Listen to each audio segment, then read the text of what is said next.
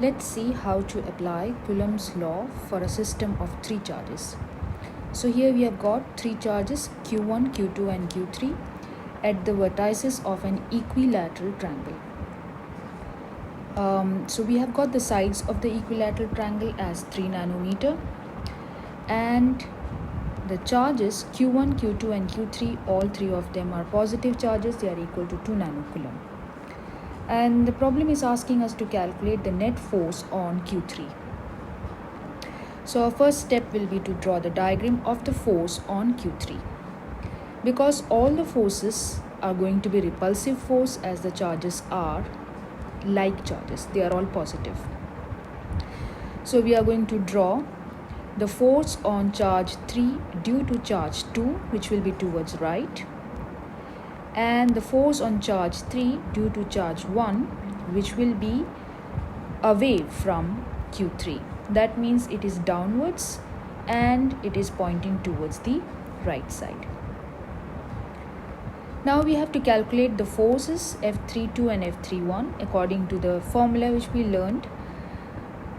F equal to KQ1 Q2 over R square, and K value is 8.99 into 10^9, which we are going to approximate for calculations as 9 into 10 to the power 9 in this particular problem. So F32 we can write with the help by substituting the value of K, Q1, Q2, K, Q3 and Q2 and the distance between them.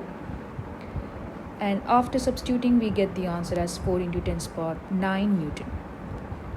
We know that F31 will also be same because the charges have the same magnitude and they have the same distance between them. Next step is to calculate the net force. We can see the forces F32 and F31 are making an angle of 60 degree because 60 degree is the angle of an equilateral triangle. So the same 60 degree you will find between F32 and F31 because they are vertically opposite angles, as you can see in the diagram. So now we have to use this information to calculate the net force. So let's just redraw the diagram and draw the x and y axis, because we are going to find the net force using the technique of resolving forces. Now for that we are going to draw a table with the headings force and the x component and the y component. Then we'll find for each force one at a time. F32 is along the x-axis, so the x component will be 4 into 10 to the power of 9, which we got from the previous slide. So all of the magnitude is along the x direction, whereas the y component will be 0 because F32 is along the x-axis. F31 is making an angle of 60 degree with the x-axis, so that means it has both x component and y component. The x component will have the cosine term and the y component will have the sine term. Not only that, we can see that F31 is pointing towards right and it's down. Right means the x component will be positive, down means the y component will be negative.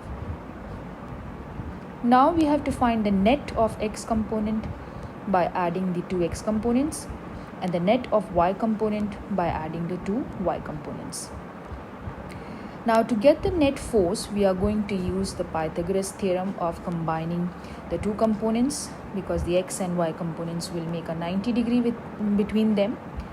So we know the formula is root of fx square plus fy square. We substitute the values and get the final answer as 6.93 into 10^9 Newton.